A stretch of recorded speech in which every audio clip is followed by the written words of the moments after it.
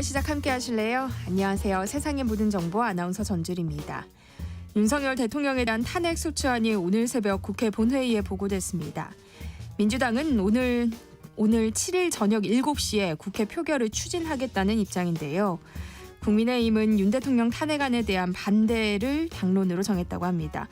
헌정사상 세 번째 현직 대통령에 대한 탄핵 심판이 열릴지 관심이 쏠릴 수밖에 없는데요. 이런 상황에서도 대통령실은 침묵을 이어가고 있습니다. 다만 주요 외신들에겐 비상계엄령은 국정을 정상화하기 위한 조치였다. 모든 조치는 헌법적 틀 안에서 이뤄졌다. 이런 입장을 밝혔다고 하는데요. 윤석열 대통령 비상계엄령 사태의 후폭풍 잠시 뒤 오늘의 뉴스에서 자세히 살펴보겠습니다. 최근 경북의 한 오피스텔에서 일면식도 없는 남성을 살해하고 숨진 피해자의 지문으로 수천만 원의 대출을 받은 엽기적인 사건이 발생해 충격을 줬는데요. 왜 이런 일이 발생한 건지 오늘 사건 노트 코너에서 꼼꼼히 분석해 보겠습니다. 저희 방송은 KBS 1라디오 유튜브 채널을 통해서도 실시간으로 시청 참여하실 수 있습니다. 많은 관심 부탁드리면서 KBS 세상의 모든 정보 지금 시작합니다.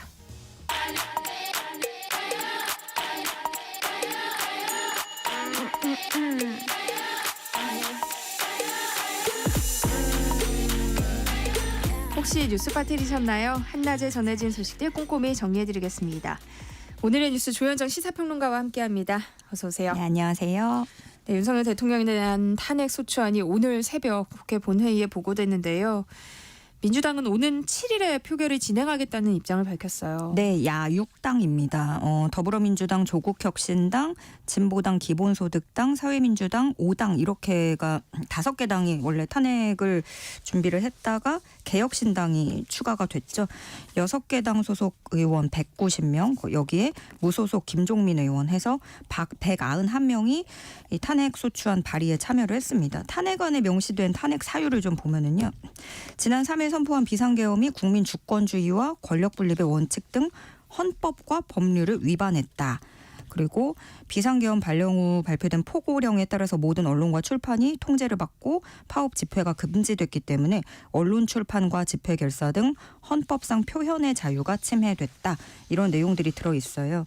근데 탄핵안 같은 경우에 본회의 보고되고 나서 24시간 이후 72시간 이내 표결이 이루어져야 되잖아요. 그럼 물리적으로 계산을 해보면 내일 새벽부터 그러니까 오늘 밤 12시 넘어가고 조금 있다가 표결이 가능한데 결국 7일에 토요일 오후 7시에 표결하기로 가닥을 잡았다는 소식입니다.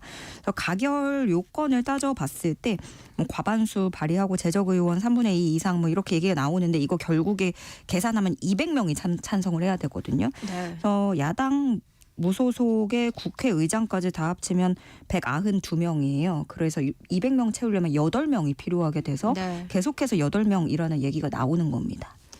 국민의힘은 탄핵 반대를 당론으로 정했어요. 네, 어젯밤에 국회에서 의원총회 열고 의원들이 모여서 얘기를 했어요. 그리고 의원들이 거기 참석해서 뭐 탄핵에 반대한다라는 의견을 서로 뭐 주고받았다고 해요. 그렇게 분위기가 되니까 추경호 원내대표가 반대를 아예 당론으로 정하자 이렇게 제안을 했고 의원들이 박수로 이것을 추인한 것으로 알려졌습니다. 근데 이 박수로 추인한 것도 조금 논란이 돼요. 적절한가? 표결이 별도로 없이 박수로 당론을 가져간 것이고 그러면 한동훈 대표 의중은 어땠던 것인가 이것도 좀 궁금한데 원래 국민의힘은 한동훈 대표가 그 윤 대통령 탈당을 요구하면서 탈당을 두고 좀 고민을 하고는 있었는데 이번에 탄핵 여부는 개파와 상관없이 반대로 가자. 이런 흐름인 거예요. 그 윤 대통령 탈당 요구를 두고서도 안 그래도 격앙된 반응도 나왔기도 했고요. 결국에는 그러면 탄핵만큼은 막자라고 지금 당론까지 추인을 한 거는 박근혜 트라우마가 제일 크게 작용하고 있다라는 쪽으로 볼 수밖에 없어요. 그렇지만 이번 이 과정에서 봤을 때 국민들은 또 계엄 트라우마가 있거든요. 국민의힘 생각으로는 정권 내줘선 안 된다 이거고 조기 대선하면은 결국에 이재명에게 정권을 갖다 주는 건데 그건 안 된다라는 건데 좀 그래서 김건희 특검이든 뭐든 특검을 받더라도 탄핵만큼은 막자라는 쪽으로 가고 있는 거고요. 한동훈 대표는 중간중간 또 기자들 답변을 피하는 모습도 있었어요.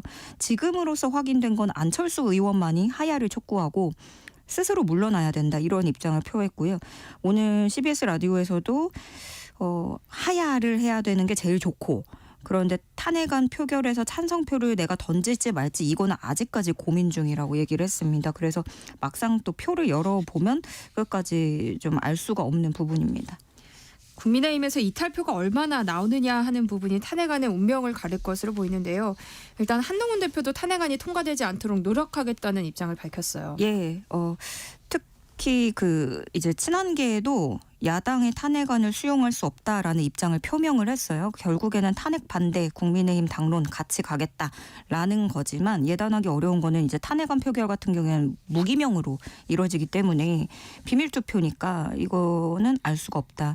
그렇기 때문에 꼭 친한계라고 특정하지 않고 개파색이 옅은 의원들도 사실 속내가 어떤지는 이거는 변수가 되겠고요.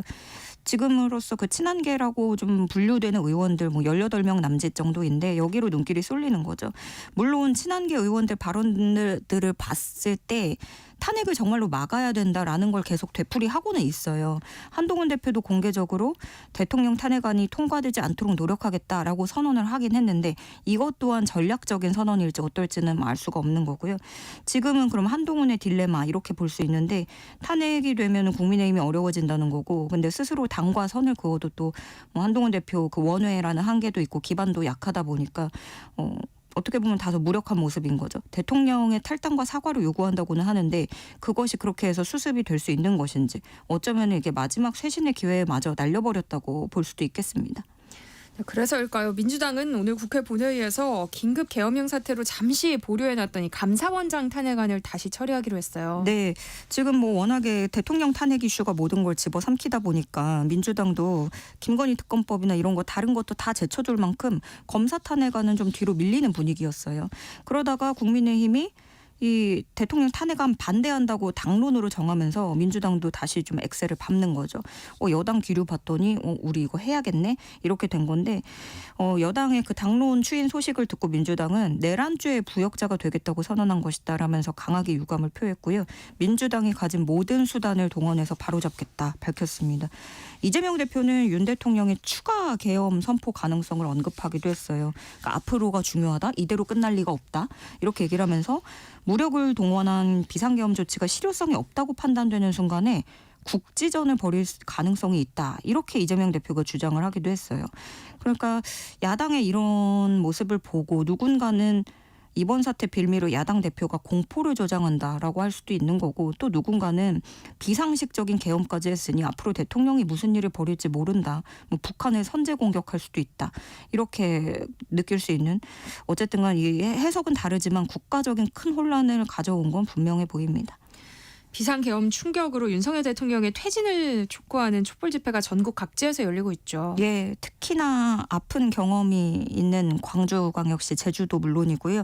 경상도, 충청도, 강원도 등등 전국 주요 도심지로 시민들이 몰려 나왔습니다.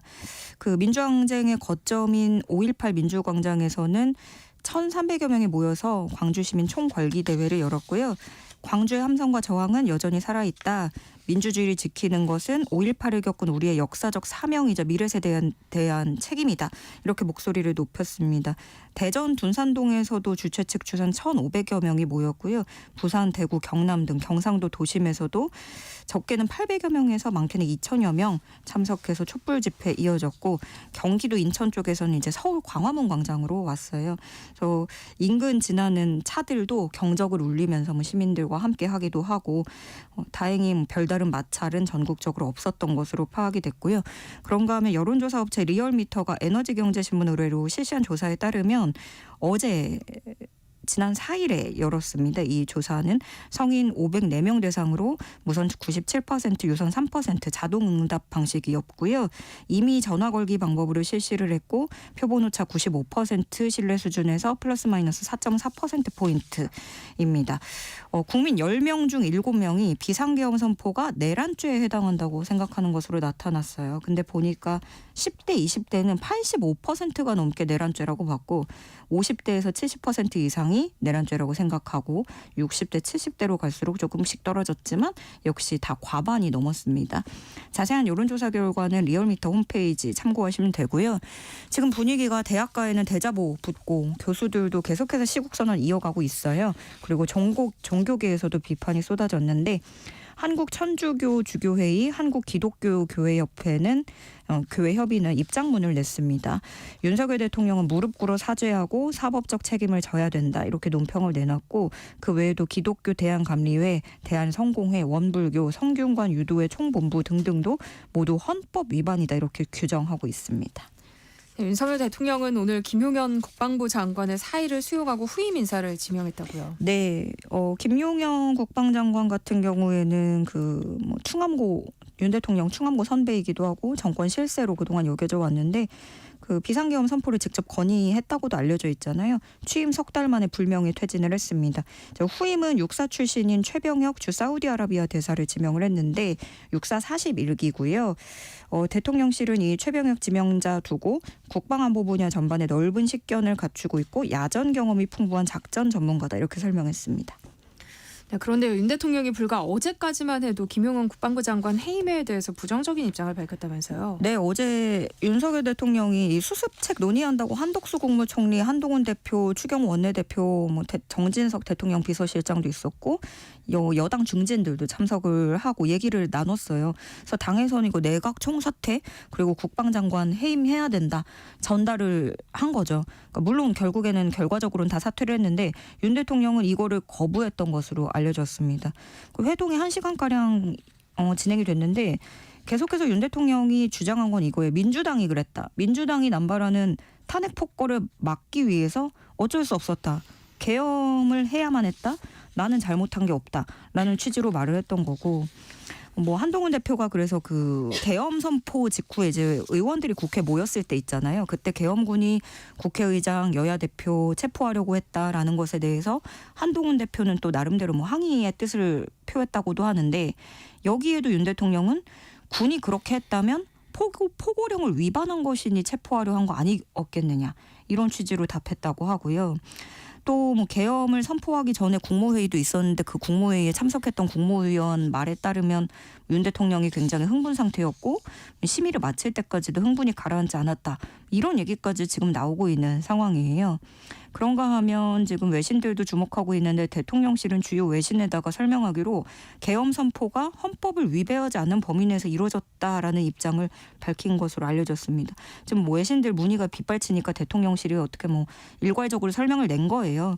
그런데 대통령실은 대통령이 담화에서 얘기했던 대로 국가 안보를 훼손한 세력에 대한 불가피한 대처였다. 이런 취지로 외신에 설명한 것으로 알려졌습니다. 네, 국방부는 김용현 전 장관이 윤석열 대통령에게 비상계엄을 건의했다고 인정했는데요. 김 전 장관이 군 지휘 체계까지 무시한 채 계엄을 설계했다. 이런 의혹도 제기되고 있죠. 네, 본인이 이 사의를 표하면서 기자에게 문자 메시지를 보냈는데 안일한 불의의 길보다 험난한 정의의 길을 가겠다라는 식으로 보냈어요. 그러면은 여기서 말하는 본인이 가려고 하는 험난한 정의의 길이라는 거. 그럼 계엄이 정의의 길이었다? 이렇게 취지로 지금 해석이 되고 있는 거죠.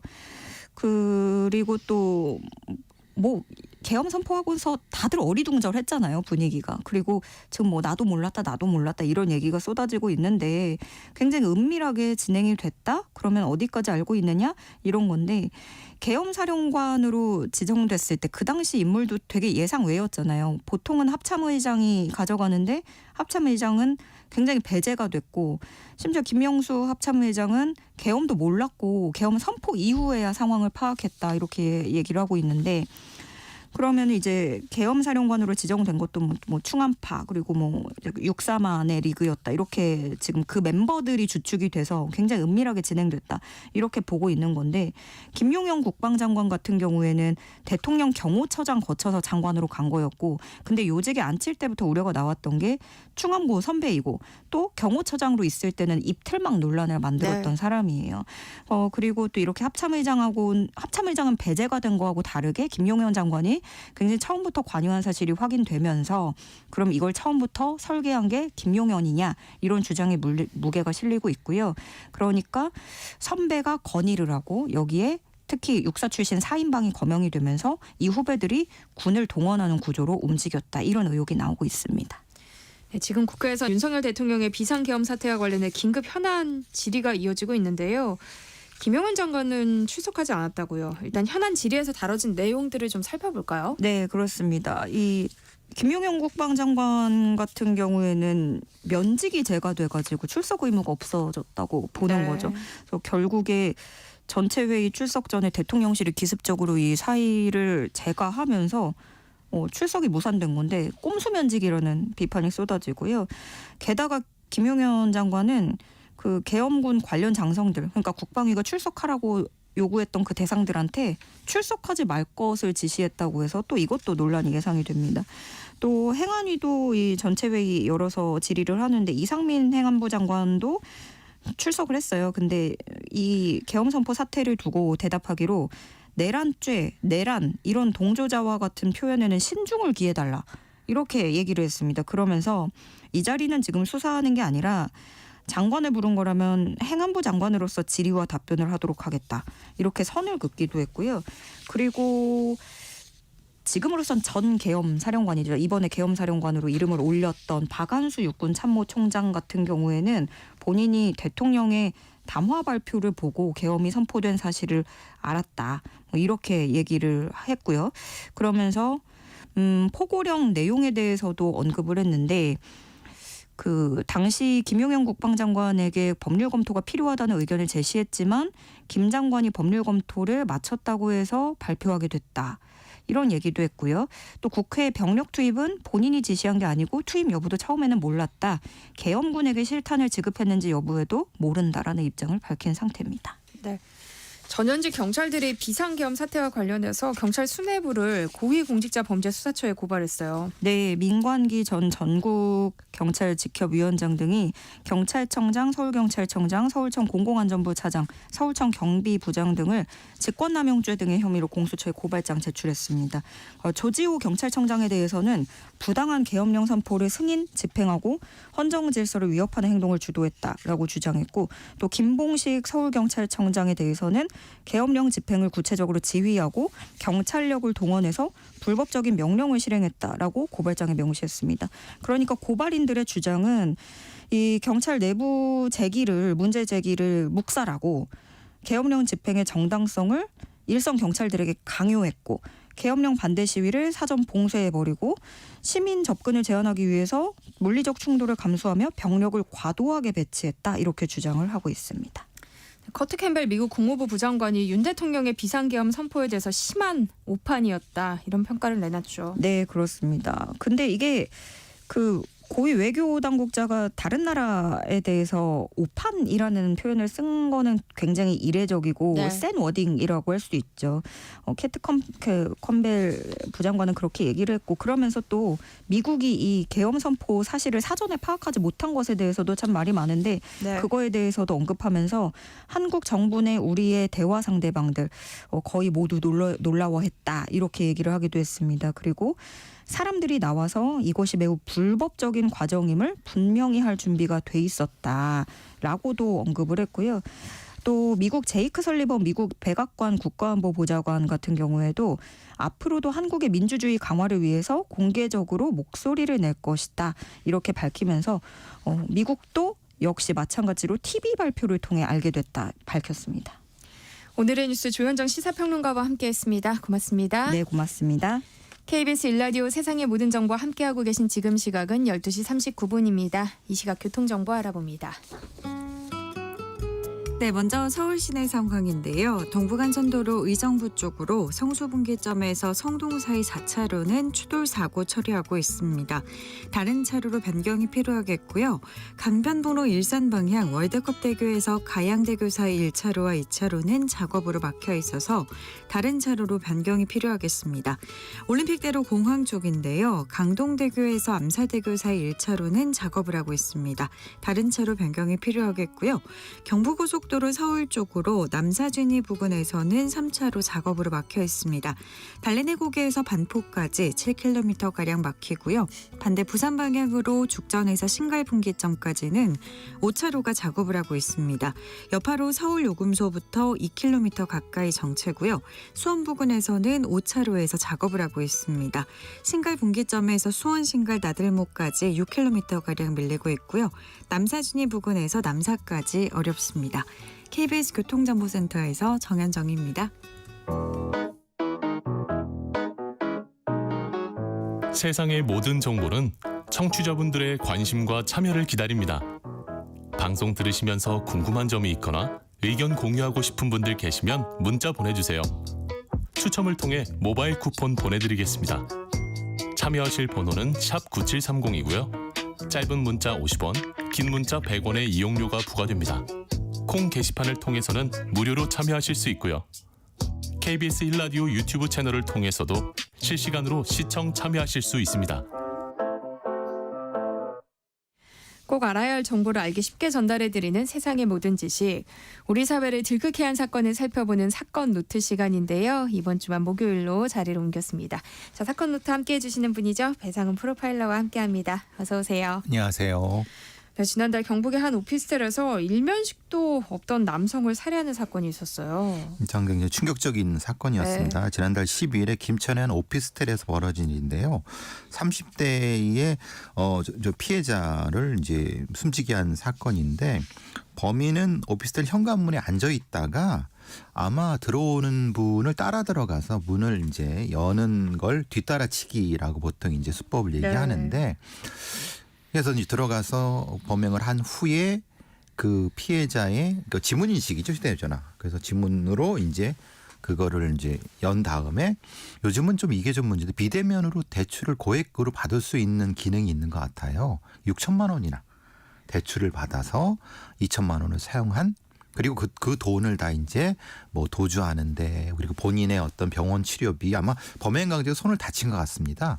그래서 그 피해자의 신분증을 이용한 것 같습니다. 피의자는 우발적 범행을 주장하고 있던데요. 교수님은 어떻게 보세요? 이건 우발적일 수가 없습니다. 네. 일본의 잃어버린 20년 기간 동안 이런 시뮬레이션 후의 강도살인 범죄가 급증하는데 이런 형태도 아마 유사한 패턴을 보이는 것 같아요. 물론 본인은 우발적이라고 하는데 네. 실제로는 그 범행 전에 오피스텔을 배회하면서 범행 대상을 물색했을 가능성이 높고요. 온라인에서 뭐 에탄올 물걸레를 구매해 갖고 그 주검의 어떤 흔적을 좀 지우려 하는 것도 보였다고 합니다. 또한 피해자의 휴대폰으로 피해자의 가족한테 자기가 뭐 여행을 간다 이런 식으로 얘기한 걸 봐서는 분명한 것은 이 계획성은 있었던 것 같습니다. 그런데 유사 전과 이력은 없었다고 하더라고요. 근데 범행 후 행적을 보면 좀 놀라운데요. 뻔뻔하게 문자도 하고 앞서서 얘기해 주시면 4층에서 병원 치료도 받고 이거는 완전 범죄가 본인은 가능하다고 생각해서 이렇게 행동했던 걸까요? 아까 제가 시뮬레이션 범죄라고 말씀드렸는데 그런 것이 가능하다고 착각을 합니다. 망상을 하죠. 왜냐하면 이렇게 인터넷상에 나타나는 거지만 실제로 범행을 하는 과정에서 당연히 실수를 할 수밖에 없고 그게 이제 범인이 잡히게 되는 건데요. 네. 그래서 이제 그런 것들 때문에 잡히지만 실제로 이걸 시도했다는 것 자체가 사실은 무서운 겁니다. 그러니까 아까 제가 말씀드린 일본에 잃어버린 20년 동안 경제 상황이 극히 안 좋아지면서 이런 어떤 범죄 예비군들이 존재한다는 것 자체가 사실은 무서운 거고 그래서 이제 경찰청의 프로파일러들을 지금 대동해서 혹시 있을 여죄라든가 이런 것을 통해서 면담을 진행 중이라고 합니다. 초범이라고 했잖아요. 그렇다면 형량이 좀 줄어들 수도 있는 건가요? 안타깝게도 많이 줄어듭니다. 그러니까 우리의 사법부는 사법부의 관례상 초범인 경우는 거의 뭐 형량의 3분의 1 이상을 줄고 그 다음에 이제 뭐 아까 말씀드린 것처럼 뭐 반성이라든가 정신 이상 이런 것들을 주장하고 또 뭐 경제적 빈곤 이런 걸 주장하면 많은 분들이 이해 못 하시겠지만 우리의 사법부는 상당히 형량을 줄여줍니다. 네. 또 다음 사건도 살펴보겠습니다. 강도 행각을 벌인 미성년자 사건인데요. 일단 어떤 사건인지 설명 좀 부탁드려요. 이게 어떻게 보면 많이 들어보신 사건일 겁니다. 지난달 6월 25일 날 새벽 4시 넘어서 광주 북구 용봉동의 한 지하 주차장 여기가 이제 전남대 인근입니다. 저기 광주에서도 그 대학가 인근인데 40대 남성을 지하철로 들어오는 남성을 집단 폭행해서 승용차 현금 20만 원을 빼앗은 미성년자들이 기소된 건데요. 이들은 이전에도 이 비슷한 장소에서 동일한 범행을 계속 한 겁니다. 근데 이제 이들이 하는 방식이 이런 거죠. 여자 후배, 그러니까 중학생 후배를 일종의 이제 일종의 성매매를 유인해 갖고 성인들을 깨워 갖고 이런 범행을 하는 이런 집단 강도 형태의 범죄 집단으로 추정이 됩니다. 근데 재판 결과도 나왔죠. 근데 이해 못 하실 겁니다. 아마 이렇게 이 정도 형량밖에 안 되느냐. 이들은 나이가 17살이기 때문에 미성년이기 때문에요. 부정기형이 됩니다. 특수강도 미수고요. 강도 상해 혐의인데 장기 3년 6개월, 단기 2년 6개월입니다. 잘 이해가 안 되실 텐데 이 정도가 상당히 사람이 죽을 수도 있었고요. 네. 이게 한두 건이 아니거든요. 네. 그런데 우리의 그 사법부가 미성년자에 대해 너무 관대합니다. 그리고 이제 이 아까 그 여중생이 있었다고 하잖아요. 네. 촉법소년이라서 그냥 소년부 송치입니다. 공범인데도 불구하고 왜냐 형사공택을 기습으로 해버렸습니다. 그러니까 이제 이런 미성년 범죄를 이렇게 너무 쉽게 생각하면은 이들이 사실은 성인이 되면 바로 굉장히 위험한 문제가 되거든요. 그러니까요. 네. 아니 비슷한 사건이 최근 경기 포천시에서 중학생 무리가 또 초등학생 2명을 집단 폭행한 사건도 있었잖아요. 이걸 제가 이 프로그램을 통해서 이제 링 범죄라는 말씀을 계속 드렸는데요. 네. 경기 북부경찰청에서는 이런 범죄를 다룰 때 말한 겁니다. 중학생들이 여럿이 모여갖고 피해자 둘을 불러놨고 너네들 서로 때려봐 뭐 이런 식으로 시키는 거예요. 자기들은 안 때리지만 강요를 하는 거죠. 네. 그리고 그걸 찍어서 SNS에 올리는 겁니다. 그러니까 말하자. 그리고 나서 이들을 경찰이 잡게 되면 나는 촉법소년이다. 뭐 내가 돈 물어준 되잖아요. 이런 식의 애초에 범죄에 대한 인식 자체가 완전히 다른 생각을 가지고 있는 사람들입니다. 그러니까 이걸 촉법소년 미성년자 이렇게 생각하면 절대 안 됩니다. 그래서 피해자 부모나 피해자들은 굉장히 정신적 충격을 받았고요. 네. 근데 이들은 반성의 기미이 전혀 없고요. 네. 그 다음에 이들을 풀어주면 또 똑같은 걸 할 겁니다. 그러니까 연달아 이 두 사건 살펴보면서 이 촉법소년 제도에 한계가 있는 거 아니냐 이런 지적이 나올 만해요. 실제로 촉법소년 범죄가 급격히 증가하고 있다면서요. 이제 경찰청에 따르면 2020년에는 9,600인데 작년만 해도 19,000이니까 거의 2만이죠. 그러니까 거의 몇 배가 늘어난 거고 아마 올해는 연말까지 2만 명이 훨씬 넘어설 겁니다. 네. 주로 이제 절도, 폭력 이런 식이지만은 대부분은 어떤 형태냐면 이게 복합되어 있는 겁니다. 아까 그 말씀드렸지 않습니까? 이렇게 여럿이 모여갖고 니들 때려봐. 그러니까 폭력이죠. 폭력 교사죠. 그 다음에 당연히 금품을 가져오게 하고 이게 복합적인 형태 여기에 성범죄 들어가는. 네. 그러니까 다 들어가는 겁니다. 모든 범죄가 막 뒤섞여 있네요. 그렇죠. 백화점식으로 돼 있는 거죠.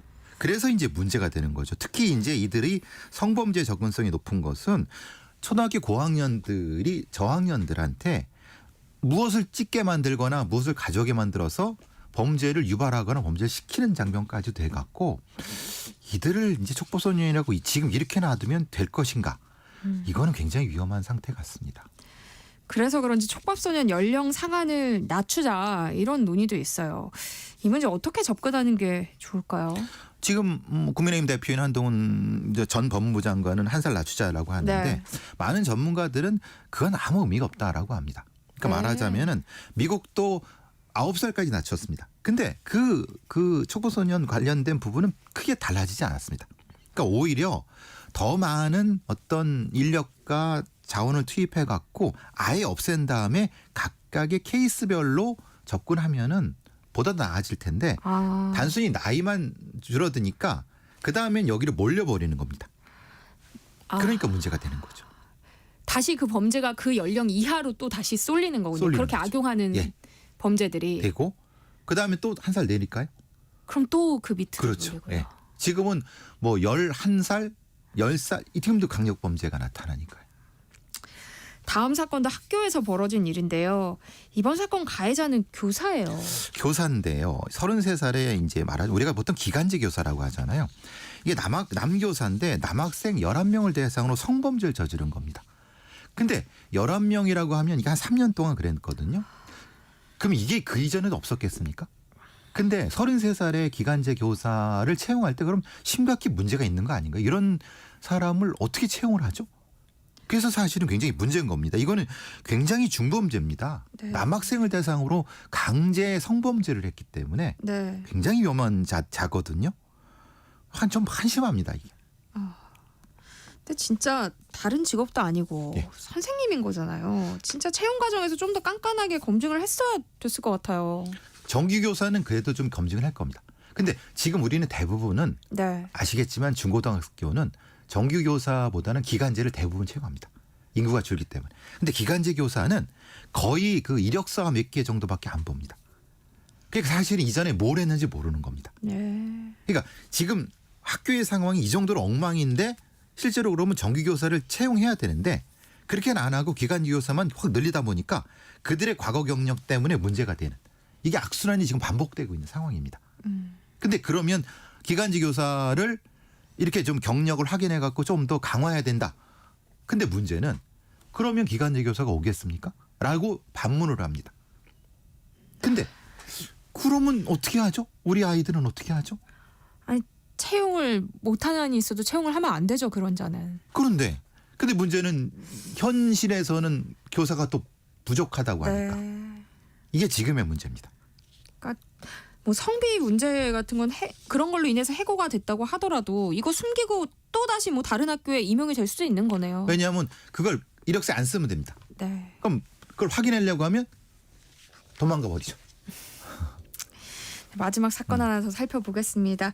우리나라에서 공부하던 중국 유학생이 부산에 입항한 미국 항공모함을 불법 촬영하다가 붙잡히는 일이 있었어요. 지난 6월인데요. 부산에는 이제 가끔 미국 항공모함이 들어옵니다. 굉장히 전략 자산이고 보통 CVN이라고 해서 뒤에 숫자가 붙는데 그건 항공모함의 번호입니다. 네. 보통은 굉장히 우리의 안보에 굉장히 중요한 자산인데요. 문제는 중국 유학생이 드론으로 촬영하다가 잡혔습니다. 근데 문제는 그 휴대전화를 포렌식 해보니까 네. 그와 유사한 사진이 워낙 많았다는 겁니다. 그리고 중국 공안처라고 하는 연락처도 있었다고 봐요. 한국에 연락처가 있었나 봅니다. 근데 이 사람은 부산의 한 국립대 석박사 과정을 밟고 있는 유학생입니다. 유학생일까요? 간첩일까요? 그러니까요. 뭔가 공안 연락처가 있었다고 하면은 뭔가 지시를 받고 조직적으로 움직인 거 아닐지 좀 의심이 그렇게 보는 게 되는데요. 맞죠. 네. 예전에 그 국내에 네. 중국의 공안에 관련 연락사무소가 있다고 해서 논란이 됐던 적이 있습니다. 동방명주라고 해서 본인은 네. 아니라고 했고 그런데 유야무야 됐습니다. 아마도 우리나라에 네. 상당히 많은 중국 쪽의 간첩이 들어와서 우리의 군사시설과 주한미군 쪽의 군사시설을 많이 탐지하고 있는 것 같습니다. 근데 그들의 대부분의 겉모습은 유학생입니다. 근데 진짜 유학생은 그보다 훨씬 더 많죠. 근데 이걸 어떻게 방첩을 할 것인가는 상당히 난감합니다. 경찰의 입장에서도 이걸 어떻게 해야 되지 난감합니다. 가려내기는 정말 너무 쉽지 않을 것 같은 그런데 생각이 들어요. 안 가려내면 우리나라에 들어오는 전략자산을 다 탐지해서 좀 가져가고 그럼 우리의 군사시설 다 닫아가죠. 삼성전자라든가 이런 데의 그 기술도 다 유출하고 우리 뭐 먹고 살죠. 이적 혐의 인정되면 형량은 어떻게 돼요? 일반 이적죄는 3년 이상의 징역인데 대부분 이렇게 되면 중국과 외교 관계로 풉니다. 네. 그러니까 대부분은 서로 이쪽과 이제 교환하고 말돼요. 전 그거는 좀 문제라고 생각합니다. 처벌을 좀 강화해야죠. 사건 노트 배상훈 프로파일러와 함께했습니다. 고맙습니다. 감사합니다. KBS 세상의 모든 정보 1부 순서는 여기서 마무리하겠습니다. 이어지는 2부에서는요. 사건 사고 뉴스를 살펴보는 하프타임 뉴스 준비되어 있고요. 또 부모님들의 고민을 풀어드리는 라디오 상담소 우리 아이는 왜 그리고 목요일은 공연을 소개해드리는 시간이죠. 라디오 객석일열 목공서 코너 기다리고 있으니까요. 계속해서 많은 청취 부탁드립니다. 그럼 전 잠시 후 2부에 돌아올게요.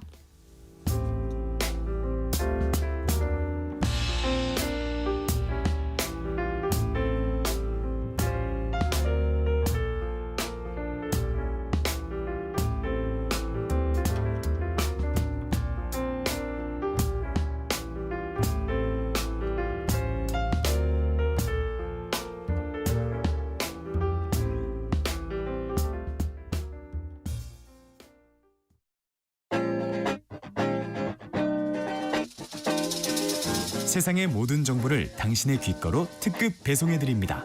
세상의 모든 정보.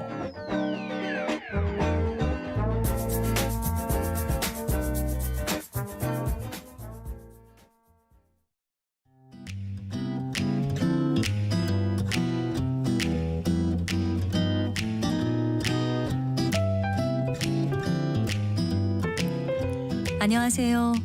바른말, 고운말입니다. 하늘에서 내리는 비의 종류에는 여러 가지가 있죠. 가늘게 내리는 비로는 이슬비, 가랑비, 안개비, 보슬비 같은 게 있는데 이 중에서 보슬비는 바람이 없는 날 가늘고 성기게 조용히 내리는 비를 말합니다. 그리고 이와 비슷한 형태의 비인 부슬비 역시 바람이 없는 날 성기게 조용히 내리는 비를 가리킵니다.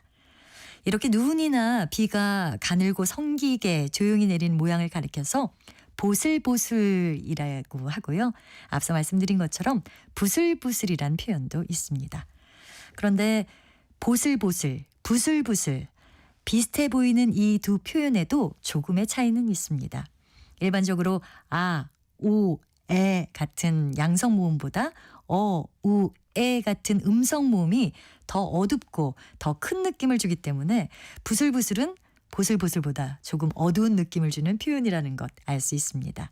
또 보슬보슬은 앞서 말씀드린 것처럼 눈이나 비와 관련해서 쓰기도 하지만 덩이진 가루 같은 것이 물기가 적어서 엉기지 못하고 바스러지기 쉬운 모양을 뜻하기도 합니다.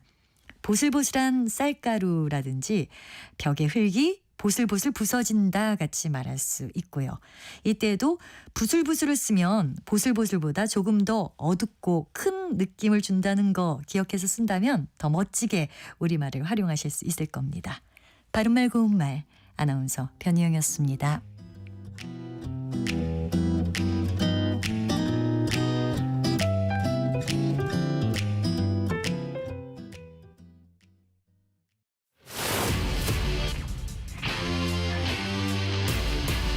토론에 정답은 없습니다. 토론이 세상을 바꿀 수도 없습니다. 하지만 질문은 새로운 세상을 만들 수 있습니다. 질문으로 올바른 세상을 만드는 첫걸음. 평일 저녁 7시 20분 KBS 열린 토론.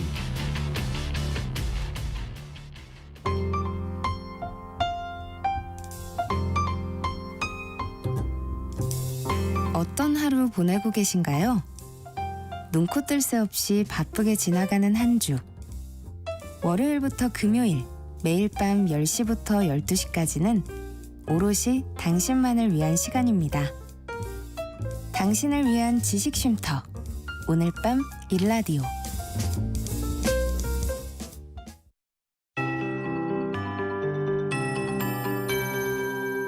KBS 58분 날씨. 오늘 기온이 어제보다 2, 3도 올라서 예년에 비해 온화한 날씨고요. 서해상에서 만들어진 구름대에 의해서 서쪽에서 비나 눈이 오는 곳이 많겠습니다. 내일 새벽까지 이어지는 곳도 있겠습니다. 서울의 경우는 낮까지 빗방울만 듣는 정도가 되겠지만 경기 남부와 충청을 시작으로 밤에는 경기와 영서, 제주로 확대되겠습니다. 충남 서해안과 전북, 제주 등지에 눈으로 올 경우는 내일까지 1cm 정도 쌓이겠습니다. 교통 안전에 유의해 주시고요. 비는 5mm 미만으로 소량으로 잡혀 있습니다. 동쪽은 다른 양상을 띱니다. 강풍의 건조도는 더 높아지겠습니다. 현재 건조특보가 발효된 경상권 해안과 또 그 밖에 영동 지역으로 대기가 매우 건조한 상태고 지금 강풍이 이어지고 있습니다. 화재 예방에 신경 쓰셔야겠습니다.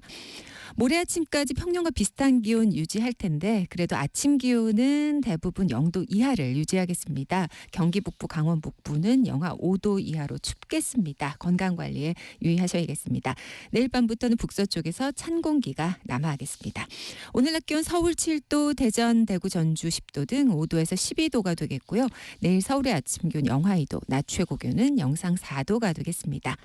지금 서울의 기온은 7.2도입니다. 강혜종입니다.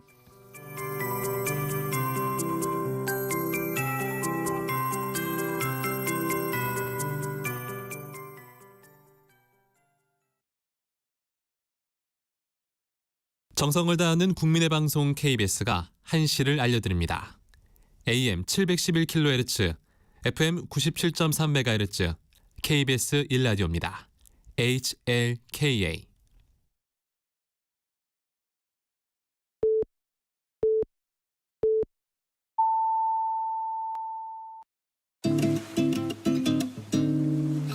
나른한 오후를 책임질 영양 만점 지식 비타민. 세상의 모든 정보.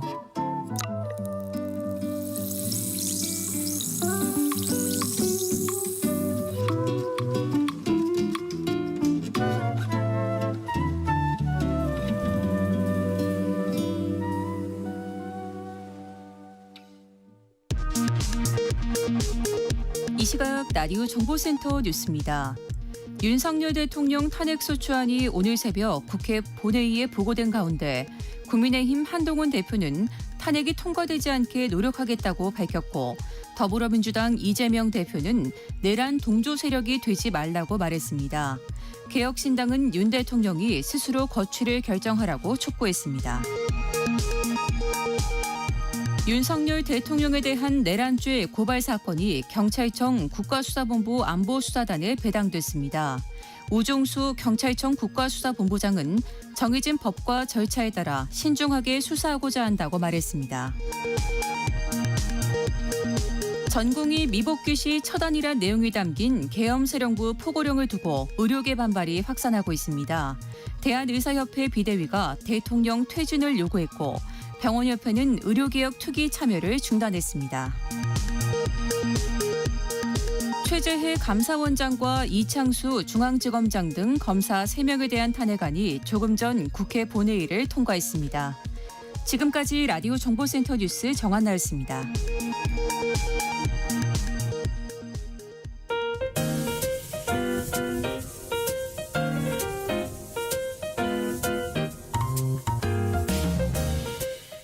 정신없이 바쁜 하루, 지금 우리 주변에서 벌어지고 있는 사건, 사고 소식들 한숨 돌리며 살펴보시죠.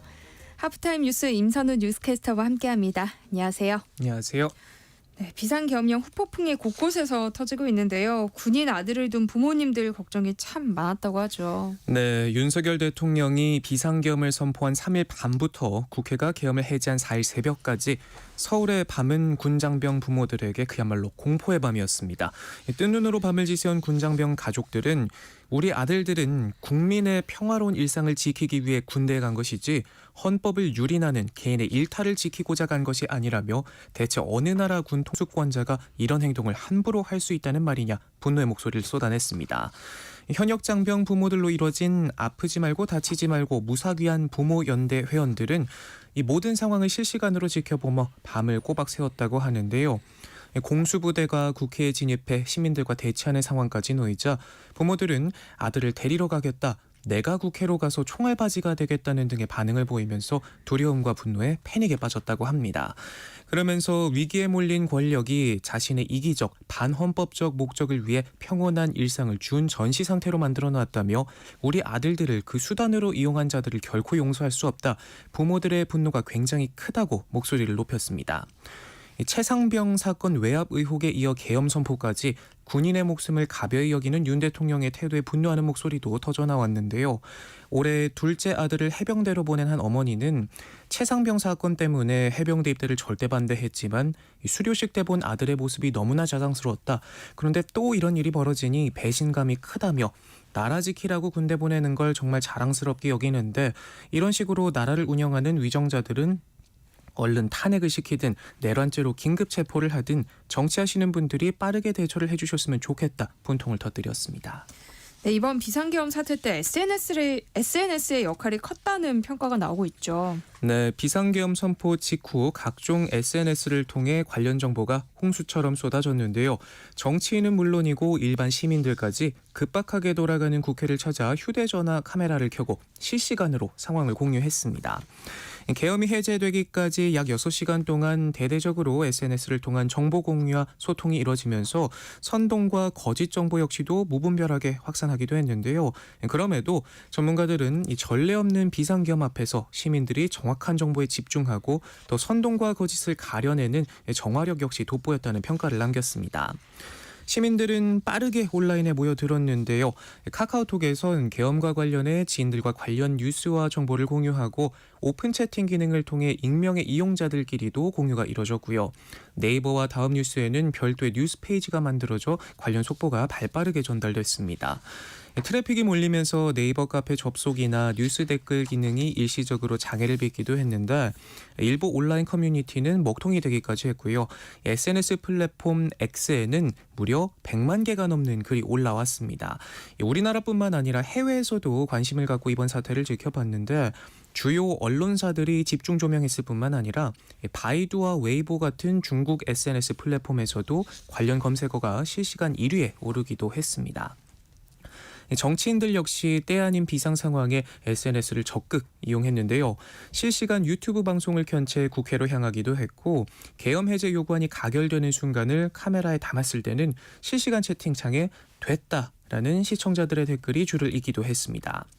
여느 때처럼 거짓 정보는 여전했지만 무분별하게 유포하거나 계엄에 동조하는 게시글로 선동하는 악성 이용자들에겐 단죄가 내려지기도 했는데요. 일부 이용자들은 계엄 지지자는 모두 언팔하겠다. 계엄 덕분에 필터링할 대성이 나와서 열심히 차단하고 있다는 등 거짓 정보와 선동에 적극 대응했습니다. 또 오후 11시 이후 통행 시 불시 검문 및 체포라는 자막이 합성된 사진, 또 카카오톡에서 계엄을 언급하면 이용이 제한된다는 정보가 돌기도 했는데 이용자들은 해당 사진은 합성이다, 가짜뉴스니 믿지 말자며 거짓 정보를 정정하는 모습도 눈에 띄었습니다. 이제 누구나 모두의 눈과 귀가 될 수 있는 시대가 오면서 SNS의 순기능을 다시 한번 확인해 볼 수 있는 순간들이었고요. SNS를 통해서 시민들이 분노를 표출하고 정치권도 반응하면서 단시간에 계엄 해제 요구를 끌어낼 수 있었다는 평가도 나왔습니다. 네, 놀란 가슴을 쓸어내린 시민들 너나 할 것 없이 비상식량을 사들이기도 했다고요. 네, 비상계엄 선포 이후 생수나 라면 같이 비상식량을 찾는 시민들이 많았는데요. 대형마트나 슈퍼 등은 문을 닫은 시간이라 오프라인에서는 편의점을 찾는 발길이 끊이질 않았고 온라인에서도 생필품 등을 중심으로 새벽 배송 마감 전 주문이 끊이질 않았다고 합니다. 주요 편의점들로 보면 오랜 기간 보관에 유리한 통조림을 비롯해 비상 상황을 위한 건전지나 시리얼, 빵 같은 품목들이 불편하게 팔렸는데 일주일 전 매출과 비교했을 때 통조림은 330%, 봉지라면 250%, 생수 매출은 140% 넘게 뛰었다고 합니다. 주요 이커머스 플랫폼에서도 생필품 구매가 급증했습니다. 실시간 쇼핑 검색어 순위만 봐도 10위권이었던 생수는 1시간 만에 6위로 뛰어올랐고요. 쌀, 라면 등이 상위 검색어를 모두 꿰찼고 특히 밤 12시 이전 주문 시 로켓 배송이 가능한 쿠팡의 경우 계엄령 선포 이후 약 1시간 동안 소비자가 몰렸습니다. 때 아닌 난리통의 유통업계는 대책 마련에 분주한데요. 앞으로가 문제라고 합니다. 모임과 소비가 집중되는 화기애애한 연말 분위기가 사라질까 노심초사하고 있다고 하는데요. 연말 대목만 노리고 있던 업계는 계획대로 모든 행사를 진행할 수 있을지도 모르는 상황이고 환율이 흔들리면서 호텔업계와 면세업계도 직격탄을 맞을 수 있고요. 일부 국가에서는 한국 여행주의보를 발령하면서 관광객 감소를 우려하는 목소리도 나오고 있습니다. 연말 특수를 기대한 건 자영업자들도 마찬가지였을 텐데요. 네, 그야말로 청천벽력 같은 일이었다고 하는데요. 밤에 매장 마감을 하고 집에 가려는데 갑자기 뜬 속보에 순간 다음날 아침 발주 물량은 제때 들어올 수나 있는 건지 손님을 받을 수는 있는 건지 걱정으로 눈앞이 캄캄했다고 합니다. 특히나 대통령이 내수 소비 진작 대책 등 지원책을 약속한 지 하루 만에 소상공인과 자영업자들에게 직접적인 타격을 주는 비상계엄을 선포하면서 당혹감은 더욱 컸다고 하는데요. 이번 사태 여파가 성수기인 연말 내내 이어질까 노심초사하고 있습니다. 예정됐던 추가 대책 발표도 계엄 여파로 수년된 데다 국무위원들도 이번 사태로 전원 사의를 표명하면서 지원 대책마저 흐지부지 될까 자영업자들의 불안은 여전한데요. 고금리, 고물가와 매출 부진으로 어려움을 겪는 소상공인들은 정부 지원 강화에 대한 기대감을 드러냈지만 갑작스러운 지원 정책 취소 등으로 당황하는 분위기입니다. 중기부 관계자는 소상공인 지원을 주제로 한 경제관계 장관회의가 언제 열릴지 모르는 상황에서 소상공인 지원 강화 방안도 언제 발표되고 가동될지 예단할 수 없다 설명했는데요. 이에 자영업자들은 지원책은 내놓지 못할 망정 21세기의 계엄령을 선포하다니 비정상이라며 다 죽으라는 것과 같다 목소리를 높이고 있습니다. 다음 뉴스 살펴볼게요. 서울 지하철이 또 멈출 위기에 놓였다고요? 네, 서울교통공사와 노동조합이 내일 총파업을 예고한 가운데 잠시 뒤인 오후 4시 반부터 막판 본교섭에 나섰는데요. 만약 양측의 의견이 또다시 평행선을 달리게 되면 서울 지하철 3년 연속 파업으로 수도권 시민들의 발이 묶이게 됩니다. 한국노총 소속 2노조인 서울교통공사 통합노조는 전날 쟁의행위 찬반 투표를 마무리했지만 전체 조합원 중 찬성 비율이 과반이 안 돼 부결됐는데요. 이 노조는 파업에 참여하지 않았지만 사측과 본교섭을 벌일 예정인데 교통공사가 3개 노조와 개별 협상을 벌이는 건 올해가 처음이라고 합니다. 핵심 쟁점은 임금 인상과 인력 충원입니다. 사측은 정부 지침 임금 인상률인 2.5% 이내의 임금 인상을 제시했지만 노조는 전년도 총인건 대비 5%에서 7.1% 인상률을 요구하고 있고요. 이와 더불어 2호선 1인 승무제 도입 계획 철회, 구조조정 철회 및 인력 운영 정상화, 부당임금 삭감 문제 해결 등도 내걸고 있습니다. 1.3노조는 교섭이 결렬되면 내일부터 총파업을 예고한 상태여서 오늘 밤 늦게까지 노사가 줄다리기 협상을 벌일 것으로 보이는데요. 서울시는 파업 가능성에 대비해 비상수송 대책을 발표했고요. 일각에선 예상치 못한 비상겸 사태와 정치적 혼란으로 서울 지하철 노조의 파업 동력이 약해졌다는 관측도 나오고 있습니다. 남녀공학 추진 논의를 중단하라며 학교 본관을 점거하고 농성을 벌이던 동덕여대 총학생회가 어제 본관을 비우겠다고 밝혔어요. 네, 지난달 11일 이후 23일 만인데요. 동덕여대 총학은 대학 본부에서 본관 점거를 불법 행위로 규정하고 있어 더 이상 점거하기 어렵다며 본관에서 나가겠다고 밝혔습니다. 그러면서 총학생회 요구안을 논의하는 자리를 만들어달라 대학 본부에 요구했고 속히 면담 자리가 준비될 예정이라고 덧붙였는데요. 지난달 28일 총학생회를 비롯한 점거를 풀어달라는 취지의 가처분 신청을 법원에 낸 데 따른 것으로 보입니다. 총장 명의로 총학생회장 등 21명을 공동재물손괴와 공공건조물 침입 등 혐의로 경찰에 고소하기도 했는데 동덕여대 교수들은 학교 본부가 학생들을 상대로 법적 대응에 나서는 안 된다며 고소 철회를 촉구하고 있고요. 그런 반면 학교 측은 총학이 어떤 요구안을 가져올지 지켜보겠다며 경찰과 법원에 각각 제기한 고소, 가처분 신청에 대해서는 아직 공식 입장이 없는 상태입니다. 5살 난 아이를 숨지게 한 이 양주 태권도장 아동학대 사망사건 기억하실 텐데요. 그런데 관장 측은 여전히 책임이 없다 이렇게 주장하고 있다고요. 네, 반성과 사죄는커녕 뇌사 상태에서 아이의 호흡기를 뗀 건 유족이라는 황당하고도 어처구니 없는 변명을 내놨습니다. 지난 7월이었죠. 이 관장은 자신이 운영하는 태권도장에서 돌돌 말아 세워놓은 매트 구멍 사이에 아이를 거꾸로 매단 채 30분 가까이 방치해 숨지게 했는데요. 네. 아이는 심정지 상태로 병원에 옮겨져 의식을 계속해서 회복하지 못하고 있다가 사건이 발생한 지 11일 만에 사망했습니다. 유족은 회복 가능성이 희박하다는 의료진의 소견에 따라서 병원 측과 협의해 연명 치료를 중단했는데요. 국립과학수사연구원의 시신 부검 결과 도화군의 사망 원인은 자세 질식으로 인한 저산소성 허혈성 뇌손상이었습니다. 그런데도 이 관장은 사건 발생 직후부터 반복적으로 장난으로 한 행동이었고 예뻐하던 아이였다며 줄곧 고의성을 부인해오고 있는데요. 당시 CCTV 영상을 보면 아이를 매트 구멍에 넣고 엉덩이를 마치 못질하듯이 내려쳤고 숨을 쉬기 어려워지자 발버둥치며 살려달라고 소리까지 쳤지만 응급조치가 가능한 상황에도 아무런 조치도 취하지 않은 채 오히려 CCTV 영상을 삭제해가며 범행을 은폐하려 했습니다. 이런 뻔뻔함은 재판 과정에서도 이어졌는데요. 뇌사 상태에서 호흡기를 뗀 건 유족이라는 취지의 주장을 펼치면서 아이의 사망 책임을 부인하고 있습니다.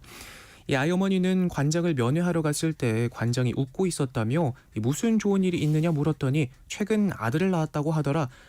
나는 아이가 죽었는데 말하며 허탈함과 분노를 감추지 못하기도 했는데요. 법원은 이달 안에 관장에 대한 변론을 종결하고 결심 공판을 진행할 예정인데 어떤 엄벌이 내려진다 한들 아이를 떠나보낸 유족들의 마음에 찰까 싶을 정도인데 아직까지도 저렇게 뻔뻔히 책임을 회피하는 모습에 가슴이 참 답답해집니다. 답답하고 화가 나네요. 네. 이 사건 어떤 판결이 내려질지 저희가 또 끝까지 지켜봐야겠습니다. 네. 네, 마지막 뉴스인데요. 한강 작가가 내일 노벨 문학상 수상 이후 첫 공식 기자회견에 나선다고요? 네, 노벨상 수상자 총 11명이 내일부터 오는 12일까지 스웨덴 스톡홀름에서 진행되는 노벨 주간 행사에 참석하는데요. 매년 10월 수상자가 발표된 이후 그해 12월마다 개최되는 노벨 주간은 수상자들이 시상식을 비롯한 다양한 기념 행사를 통해 전 세계 언론과 대중이 직접 만나는 일종의 축제입니다. 한강 작가는 내일 우리 시간으로 오후 9시 기자회견을 시작으로 같은 날 노벨 박물관을 찾아 소장품을 기증하고 노벨상 수상자만을 위한 특별한 방명록인 박물관 레스토랑 의자에 친필 서명도 남길 예정이라고 하는데요. 그 다음 날인 7일에는 스웨덴 한림원에서 작품 세계를 회고하는 강연도 열리고요. 강연 현장은 사전 초청자에 한해 출입이 엄격히 통제되지만 노벨위 유튜브를 통해서 생중계된다고 합니다. 그간 언론과 거의 접촉하지 않았다는 점에서 한강 작가가 어떤 메시지를 내놓을지 관심이 쏠리고 있습니다. 네, 오늘의 하프타임 뉴스 임선우 뉴스캐스터와 함께했습니다. 고맙습니다. 고맙습니다.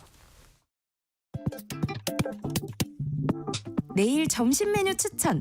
귀로 듣는 푸짐한 지식 한 상 어떠세요? 세상의 모든 정보. 아나운서 전주리입니다. 오늘도 참을 이든 새기며 육아서를 뒤적이고 계실 이 시대의 엄마 아빠를 위한 시간입니다. 라디오 상담소 우리 아이는 왜 소아청소년 정신건강의학과 박소영 전문의와 함께합니다. 어서 오세요. 네, 안녕하세요. 박소영입니다.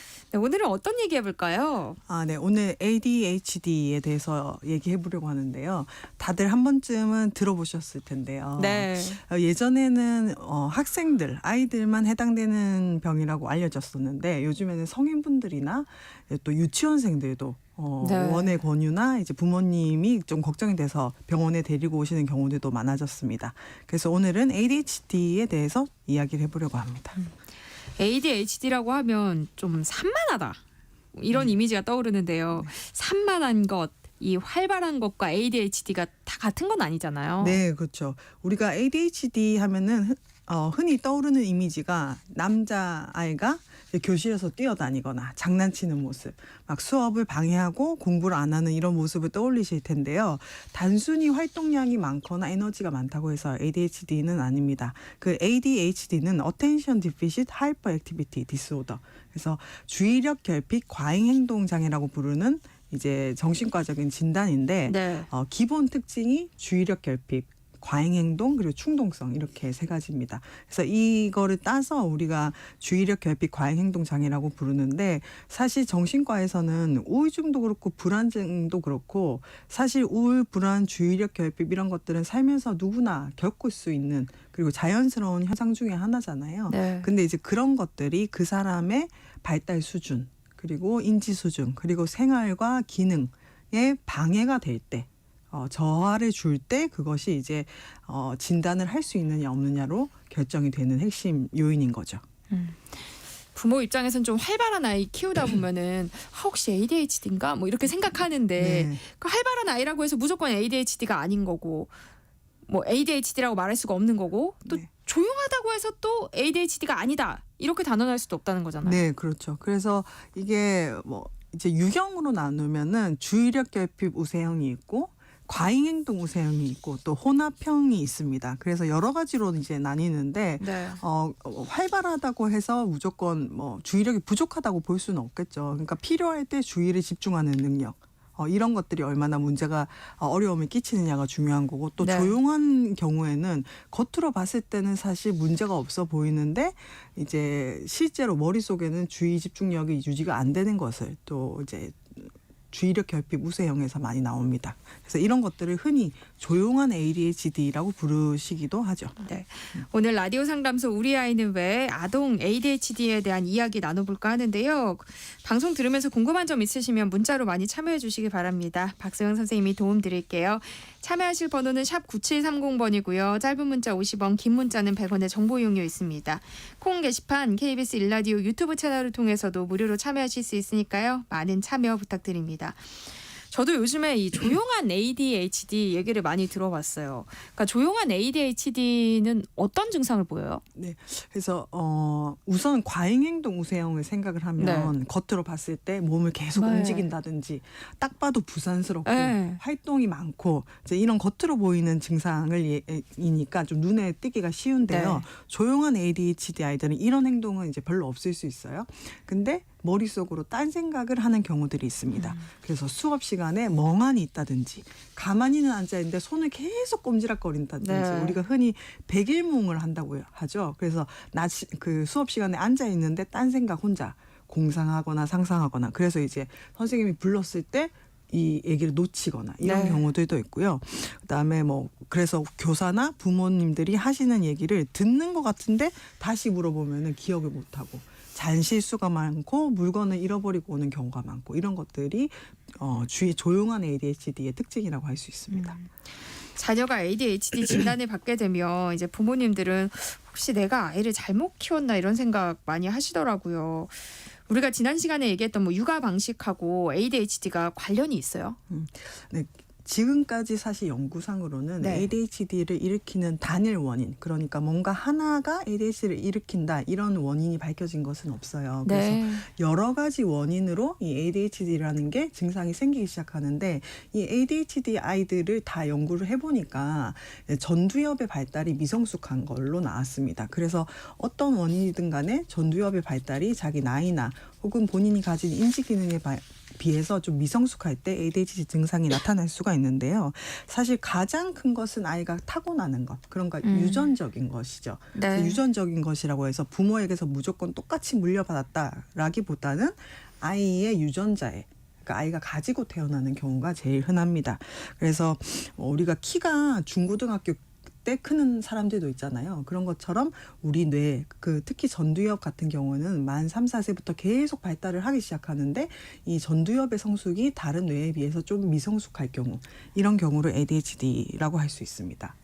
근데 사실 이런 유전적인 요인도 있지만 이 양육 환경도 완전히 아예 상관이 없다 이렇게 말할 수는 없거든요. 네. 그래서 예를 들어서 우리 부모님께서 어렸을 때부터 미디어 노출을 과하게 시켰다든지, 그러니까 미디어에 만성적으로 과하게 노출을 시켰다든지, 혹은 이제 좀 극단적으로 아이에게 필요한 뭐 활동이나 놀이나 상호작용을 안 해주고 좀 방임하는 식의 육아를 했을 때는 이 전두엽의 성숙이 잘 안 될 수가 있겠죠. 네. 그러면 아이가 자기 조절력이 좀 낮고 또 규칙을 지키거나 인내하는 연습, 자기를 조절하는 법, 뭐 차례를 기다리는 거 이런 것들을 배우지 못하게 돼서 ADHD 증상이 나타날 수가 있습니다. 그럼 미디어도 ADHD 증상에 영향을 줄 수 있다는 얘기네요. 네, 물론입니다. 우리가 성인분들도 사실은 요즘에 쇼츠나 짧은 영상들 계속 보다 보면은 호흡이 긴 영화, 드라마 이런 거 보기가 힘들어지잖아요. 네. 글 읽기도 힘들어지고. 맞아요. 주의력이 짧아지는 거죠. 이제 그런 것처럼 우리 아이들도 뇌가 한창 자라고 있을 때 좀 미디어만 계속 노출이 된다면, 그러니까 미디어 자극은 일상적인 자극에 비해서 굉장히 자극적이고 그리고 단편적이고, 사실은 어린 시절에 접할 수 있는 미디어는 이 시청각적인 자극을 굉장히 많이 주죠. 그래서 이 시청각적인 자극만 받기 때문에 사실 그 시청각적인 자극 외에 다른 뇌 부위는 일상생활에서보다 저활성화돼요. 그래서 미디어에 지속적으로 장기적으로 노출된 아이들은 전두엽 발달이 사실 잘 안 될 가능성이 높습니다. 그래서 이제 ADHD 증상이 나타날 수가 있는 거죠. 네. 근데 뭐 일상적으로 생활을 하면서 뭐 하루에 한 2-30분 보여줬다. 근데 그렇다면 그거 가지고 ADHD가 되지는 않습니다. 그런데 아이가 ADHD 진단을 받아도 이게 전두엽의 발달 속도가 좀 늦은 거라고 하셨으니까 시간이 지나면 알아서 발달을 하면서 괜찮아지지 않을까 이렇게 생각하실 것 같거든요. 네, 맞습니다. 이게 실제로 시간이 지나면 이제 증상은 완화되는 거예요? 실제로 우리가 이제 전두엽이라고 하는 게 만 3세부터 엄청 활발하게 발달하기 시작해서 청소년기까지 굉장히 활발하게 발달을 하거든요. 네. 그래서 ADHD를 유년기에 진단을 받은 아이들 중에 치료를 받지 않아도 20-30%는 자연적으로 좋아진다고 합니다. 네. 이제 그게 전두엽이 발달을 하면서 따라잡는 거겠죠.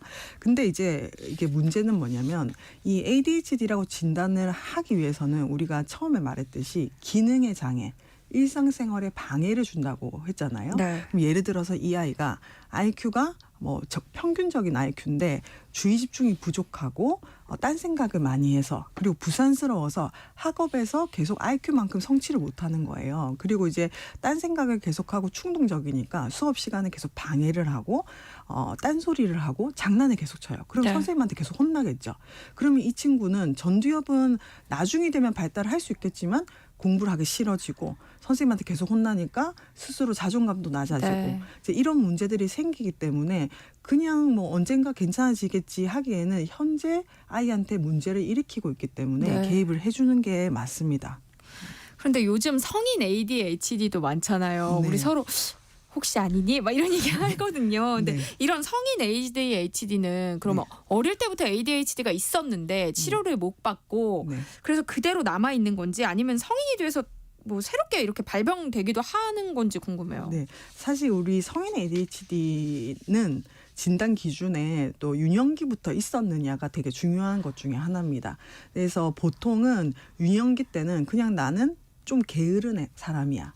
혹은 나는 좀 뭐 느긋해. 네. 혹은 나는 공부에 별로 관심이 없어. 이런 식으로 이제 조금 이제 자기의 습관이나 성향으로 이제 치부를 하고 계시다가 이제 성인 ADHD에서 알게 된 게 사실 알려진 게 많이 되지 않았잖아요. 그래 학계에서도 이 ADHD가 아동만의 문제는 아니라는 게 이제 밝혀진 게 얼마 안 됐어요. 그러다 보니까 이게 습관이나 그냥 성향의 문제인 줄 알았는데 실제로는 어렸을 때부터 보니까 꾸준히 뭔가 잃어버린 게 많고 실수가 많고 잔실수가 많았다. 그래서 그게 성인기까지 이어졌는데 성인 ADHD 증상이나 진단 기준을 들어보니까 내가 해당이 되는구나 하고 뒤늦게 발견하시는 경우가 꽤 많이 있죠. 그래서 이제 아이들을 데리고 오시는 경우에도 이제 아이에 대해서 이제 설명을 하다 보면은 부모님께서 그거 제 얘긴데요. 네. 제가 어렸을 때 그랬는데요. 하시는 분들이 꽤 많이 있습니다. 그래서 ADHD 경우에는 아까 유전적인 게 좀 크다고 했는데 네. 실제로 유전성도 좀 높거든요. 그래서 부모 중에 ADHD가 있는 아이들에게서 이제 태어난 아이들이 없는 부모에게서 태어난 아이들보다는 80% 이상 생길 가능성이 높습니다. 그래서 아이들 중에 ADHD가 있다고 하면은 부모님도 사실 이제 한번 확인을 해보시는 게 필요할 수가 있겠죠. 제 주변에도 그냥 본인은 뭔가 집중하는데 시간이 오래 걸리는 사람이라고 생각했다가 네. 뒤늦게 이제 ADHD라는 네. 걸 알게 됐다는 네. 친구도 있더라고요. 맞아요. 이제 그러신 분들 같은 경우에는 사실 ADHD 치료를 받거나 이렇게 했을 때 삶의 만족도가 굉장히 이제 높아지시는 경우들이 네. 있어요. 그 전까지는 스스로를 좀 내가 시간이 오래 걸리고 뭐 게으르고 약간 뭐 실수가 많고 좀 그렇다고 이제 좀 부정적으로 생각을 했다가 이게 나의 습관이 아니라 어떤 어려움이었구나 느끼시면서 삶의 질이 높아지시는 거죠. 이제 그런 네. 경우가 있고, 근데 또 반대로는 약간 이런 것도 있습니다. 그러니까 ADHD, 성인 ADHD가 좀 이렇게 사람들이 많이 알게 되면서 사실 본인의 습관인데 그거를 이제 나는 ADHD라서 그래. 이렇게 이제 해버리는 거죠. 사실은 이제 저 같은 경우도 우리가 쇼츠나 이런 걸 계속 보다 보면은 네. 책 읽기나 이런 것들이 힘들잖아요. 좀 힘들어지잖아요. 그쵸. 그리고 이제 사실 사람이 늘어지면 한없이 또 늘어질 수 있단 말이에요. 그러니까 이거를 또 무조건 뭔가 이거는 내가 가진 뭐 질병 때문이야 이렇게 또 생각해서는 안 될 것 같습니다.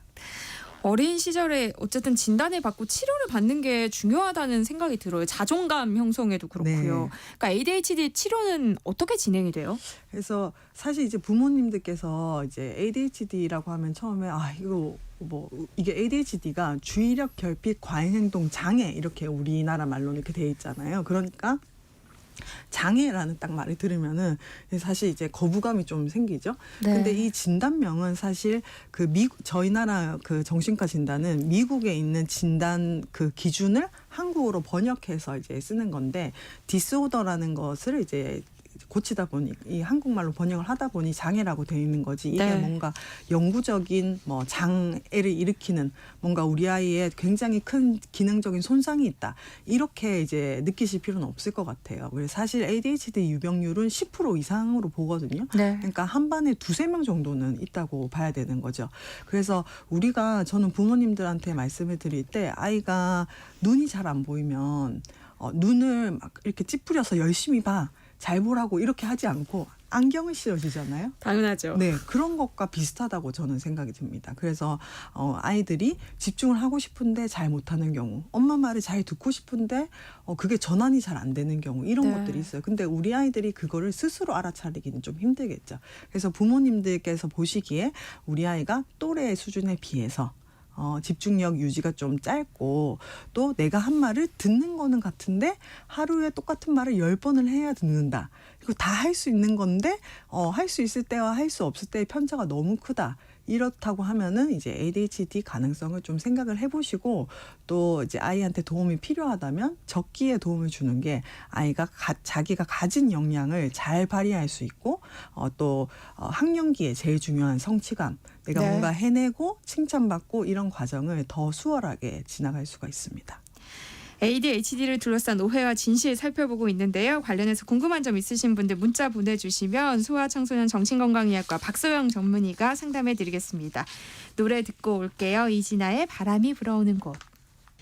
네, 여러분들이 보내주신 문자 함께 살펴보겠습니다. 2781님이요. 7세 여아를 키우고 있는데요. 학습 패드 프로그램을 여러 가지 하고 있습니다. 미디어 영향이 있다고 하셨는데 이것도 ADHD나 주의력 결핍에 영향을 줄까요? 이렇게 여쭤보셨고요. 문 앞에 점퍼를 두고도 안 입고 나가려고 하거나 방금 얘기했는데 까먹고 다른 걸 하려고 할 때가 있거든요. 이렇게 보내주셨어요. 이제 미디어에 의해서 ADHD 증상이 생기려면 이제 만성적이고 네. 굉장히 이제 오랫동안 그리고 이제 하루의 생활 중에서 거의 대부분 미디어 노출이 된 경우를 얘기를 합니다. 그래서 이제 6세, 7세 정도 되면은 요즘에 학습 패드 많이 사용들 하시잖아요. 그래서 그것만 가지고 ADHD가 뭐 생겼다 이렇게 말하기는 좀 어렵고요. 그리고 패드 같은 경우에 아이들이 잘 활용하면 더 잘 활용할 수도 있고 네. 만약에 패드 활용이 좀 걱정이 되시면은 패드 활용하고 그걸 연계로 해가지고 공부해주면 사실 더 좋긴 하겠죠. 그래서 뭐 문 앞에 점퍼 두고 안 입고 나가려고 하거나 방금 얘기했는데 까먹고 다른 거 하는 거 이런 것들 어느 정도는 우리가 그 전두엽이 발달을 하고 있는 과정이기 때문에 주의 집중력이 당연히 성인보다는 약합니다. 네. 그래서 우리가 이제 어린이집에서 그리고 유치원에서 초등학교 들어가서 이렇게 점점 수업 시간이 점점 길어지고 선생님도 이제 한 명당 보는 사람 수가 점점 많아지는 게 아이들 집중 시간 때문이거든요. 네. 그래서 이제 그냥 얘가 잘 까먹네 이걸로 기준으로 보시지 마시고 대부분은 유치원 생활에서 단체 생활에서 어떤지 그리고 이제 매일매일 똑같은 걸로 계속 부모하고 실갱이를 할 정도로 이제 어려움이 있는지 그 정도로 생각을 해주시면 좋을 것 같아요. 5944님은요. 손녀가 27개월이 되었는데요. 잘 먹고 잘 놀고 모든 면에서 활동적인데 높아심에 여쭤봅니다. 가끔씩 놀거나 책을 읽어주는데 도중에 멍하니 먼 곳을 볼 때가 있어요. 이거는 정상적인 행동인지 궁금합니다 하셨어요. 네. 27개월 이때는 ADHD는 생각 안 하셔도 좋을 것 같아요. 네. 저는 이제 이거는 만 3세 이상부터 전두엽도 발달하기 시작하고 우리가 주의 집중력을 얘기를 하기 위해서는 그래도 적어도 4세, 5세는 되어야 되기 때문에 네. 너무 아기 때부터 고민하시면 우리가 육아가 안 그래도 힘든데 네. 신경 쓸 게 너무 많고요. 맞아요. 놀거나 책을 읽을 때 가끔 이제 딴 생각을 하는 거나 혹은 자기의 세계로 가끔 빠지는 거는 아이들이 생각을 하는 거죠. 네. 왜냐하면 이제 성인만큼 생각의 전환이 빠르지 않고 생각이 빠르게 흐르지 않기 때문에 하나에 푹 빠져서 또 생각을 하기도 합니다. 네. 또 7598님은요. 6살 남자 아이를 키우고 있습니다. 마트와 같은 공공장소에서 통제가 잘 안 돼요. 타일러도 보고 훈육도 해봤지만 쉽지 않은데요. 이런 경우는 어떻게 봐야 할까요? 하셨어요. 네, 사실 이거는 뭐 여러 가지 이유가 있을 것 같아요. 아이하고 부모하고 기본 관계가 어떻게 설정이 되어 있는지. 지난주에 얘기했던 것처럼 너무 수용적인 경우에는 부모의 권위가 이제 좀 없는 경우가 있기 때문에 네. 그런 경우에는 더더욱 때를 쓰고 특히 공공장소에서는 부모님이 만약에 좀 약해지는 모습이 자주 보였다. 그러면은 집안에서보다 더 심하게 나올 수가 있겠죠. 네. ADHD가 있는 아이들도 뭐 마트에서 때를 쓰고 통제가 안 될 수도 있지만 꼭 ADHD가 아니더라도 다른 이유에 의해서 이런 게 생길 수가 있기 때문에 이것만 가지고는 뭐라고 말하기는 어렵습니다. 그래서 평상시에 부모님의 권위가 어느 정도인지 그리고 부모님이 아이에게 지시를 할 때 이제 좀 단호하고 한 가지 명확하게 지시를 하고 계신지 그것도 한번 점검해 보시는 게 좋을 것 같습니다. 네. 4892님은요. 조용한 ADHD 증상으로 속으로 딴 생각을 하거나 멍하니 있는 경우를 말해주셨는데요. 학창시절 수업시간 딴 생각은 많이들 하지 않나요? 우리 아들도 조용한 편인데 걱정이 됩니다 하셨어요. 그렇죠. 저도 라디오를 하다가도 가끔 딴 생각이 듭니다. 하지만 그런 딴 생각이 들었을 때 그걸 조절할 수 있는 게 주의 집중력의 조절이죠. 네. 딴 생각에 계속 빠져가지고 수업 내용을 놓치는 거. 딴 생각 때문에 해야 될 일 놓치는 거. 이제 그런 것들이 빈도가 늘어날 때 ADHD로 진단을 하는 겁니다. 본인이 그만해야겠다 생각했을 때 멈출 수 있어야 되는 거예요. 네. 라디오 상담소 우리 아이는 왜 오늘은 여기까지 하겠습니다. 소아청소년 정신건강의학과 박소영 전문의와 함께했습니다. 고맙습니다. 네, 감사합니다.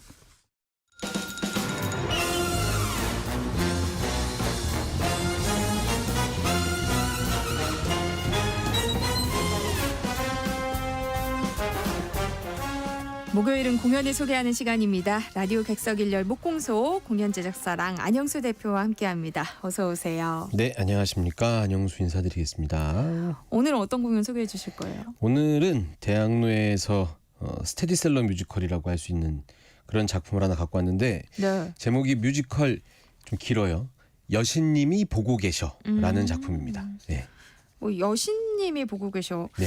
여신님이라고 했으니까 뭔가 아름다운 여주인공이 막 활약하는 그런 작품일 것 같기도 하고 네.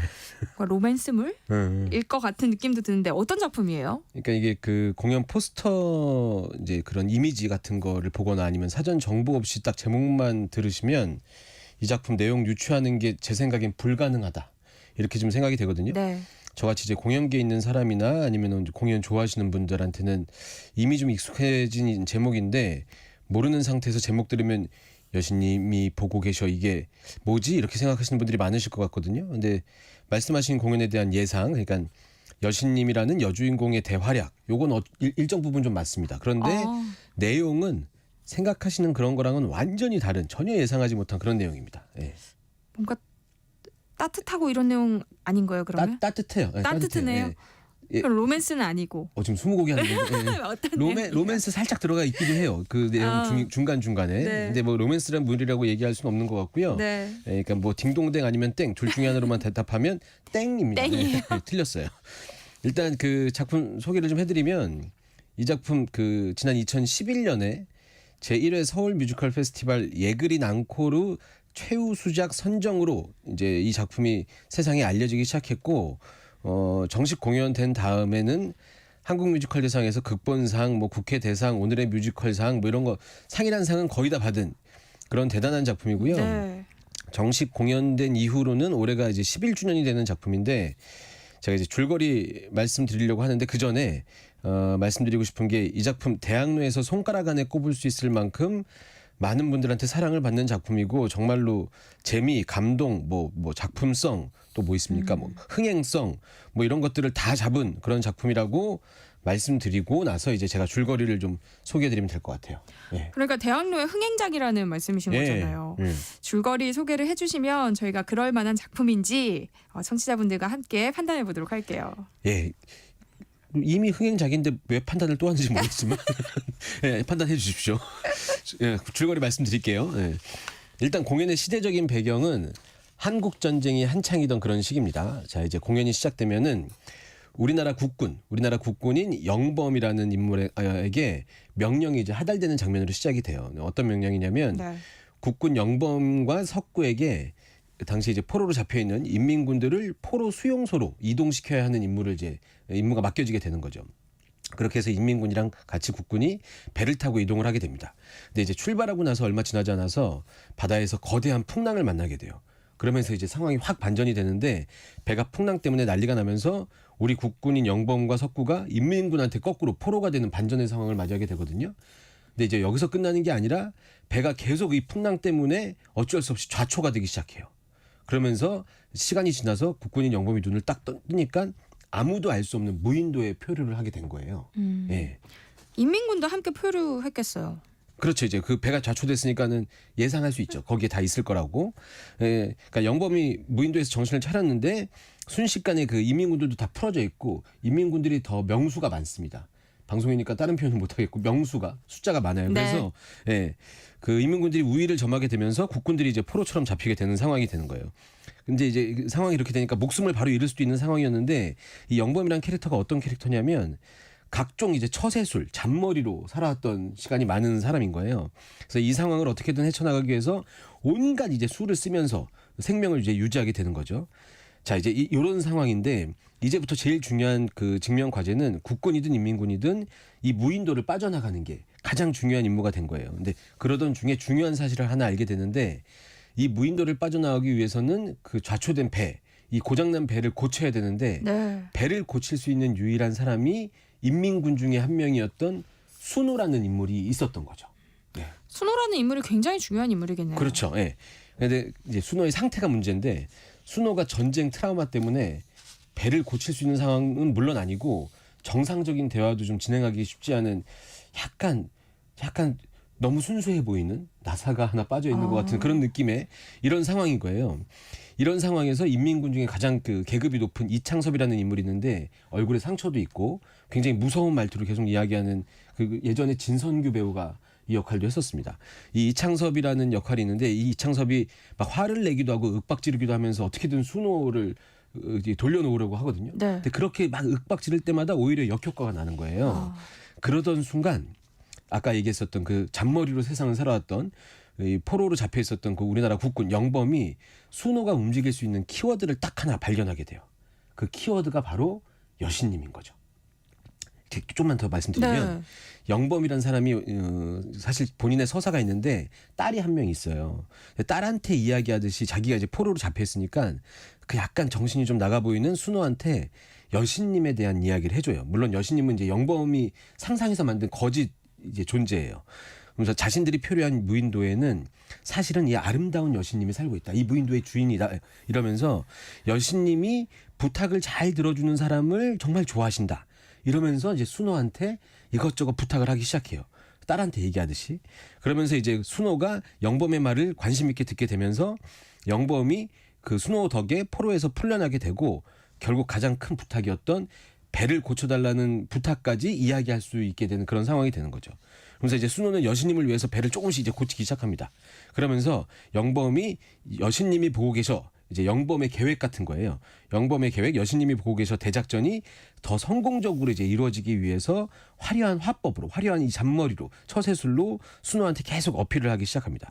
그러면서 이제 이 작전을 보다 빠르게 성공시키기 위해서는 인민군까지 설득을 해야 되는 상황이 됐거든요. 네. 그렇게 이제 모두 인민군, 국군 다 함께 여신님의 존재가 있다고 가정한 상태에서 순호가 배를 계속 고칠 수 있게 한 팀으로 연극 같은 걸 하게 되는 거죠. 네. 그러니까 여신님이 보고 계셔라는 제목이 일종의 작전명 같은 거네요. 그렇죠. 작전명이라는 표현은 제가 처음 듣는데 예, 영범이 만든 작전명, 예, 그렇게 생각하시면 더 편할 것 같습니다. 네. 예. 작전이 성공할지 실패할지는 저희가 공연장에서 확인해 봐야 되나요? 제가 이제 힌트를 주실 건가요? 이 줄거리 소개하면서 네. 어떻게 마무리할까 싶었는데 지금 딱 좋은 것 같아요. 예, 이 작전이 성공할지 말지 공연장에서 확인해 보시면 될 것 같습니다. 이렇게 줄거리 마무리하는 게 딱 좋을 것 같은데. 그럼 힌트 좀 주세요. 힌트보다는 네. 주목해봐야 되는 점. 배가 만약에 고쳐진다면 순호가 여신님이 보고 있다고 하니까 배를 만약에 고친다면 네. 이 배는 결국 남한으로 가게 될까요? 북한으로 가게 될까요? 이런 부분. 그리고 이들은 무인도에서 이 인민군과 저기 국군이 어떤 마음을 서로 갖게 될까요? 아마 그 공동경비구역 JSA 이런 거 좀 생각하시면은 어떤 상황인지 느낌이 좀 오시게 될 것 같고 이런 부분을 중점적으로 보시면은 아주 재미있게 공연을 만나실 수 있게 되실 것 같은데 줄거리 말씀드렸던 내용처럼 좀 뻔한 이야기, 뻔한 상황이 그려지지만 생각지도 못한 상황을 맞이하면서 생기는 웃음. 그러니까 아까 말씀드렸던 그 인민군의 가장 무섭게 생긴 그 이창섭이라는 캐릭터가 이 순호를 꼬시기 위해서 여신님이 있다는 가정으로 막 파티 같은 것도 하고 노래도 부르거든요. 이럴 때 캐릭터가 완전히 무너져요. 굉장히 무서운 캐릭터였는데 갑자기 너무 귀여운 모습을 한다던가 이런 것들 때문에 생기는 웃음이나 그리고 이제 여기 그 무인도에 표류하게 된 그 인물들이 갖고 있는 사연들 이런 것들을 들으시면서 보시면서 굉장히 감동받고 재미도 느낄 수 있는 그래서 굉장히 오랫동안 사랑받는 작품이 된 그런 작품이니까 여러분들도 공연장에서 꼭 만나보셨으면 좋겠습니다. 네. 네. 4598님이요. 네. 2017년 네. 지금의 남편과 네. 연애 때 봤었던 거라서 반갑네요라고 하셨네요. 아이고 2017년이요? 네, 그때 제가 또 배우로 한창 공연을 했었거든요. 네. 그 공연은 안 보셨던 것 같은데. 네.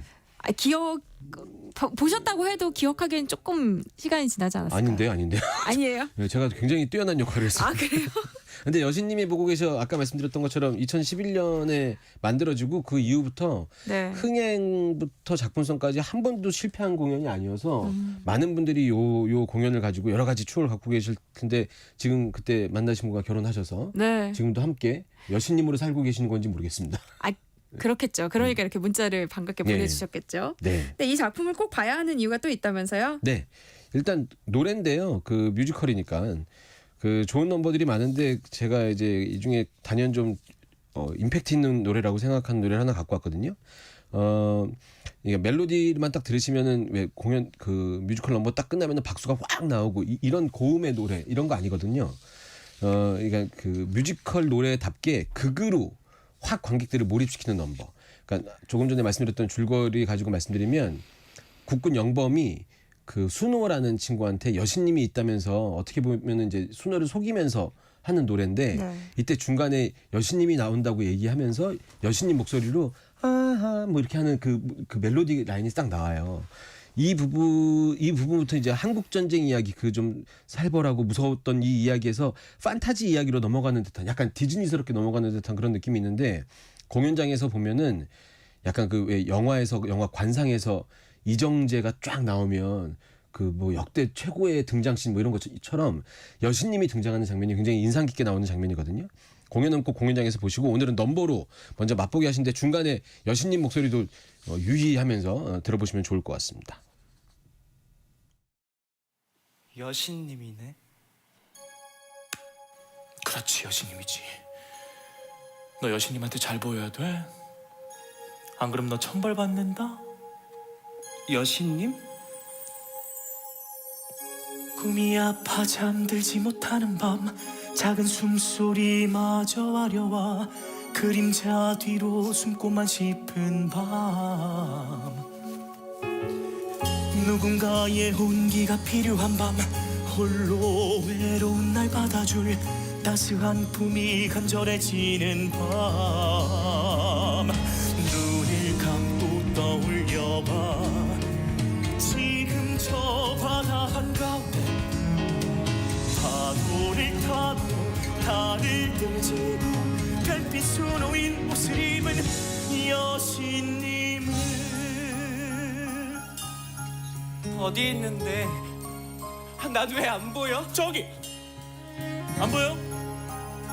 괜찮아 손잡고 눈 감고 어디 계시냐면 마음으로 느끼면 돼 운명처럼 너를 찾아온 보이지 않아도 만질 수 없어도 내 안에 숨쉬는 여신님을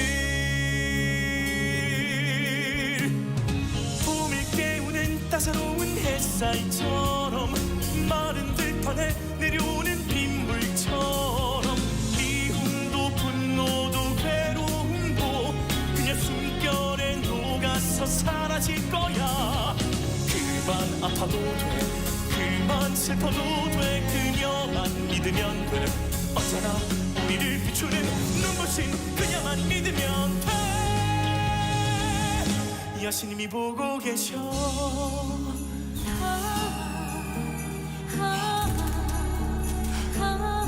여신님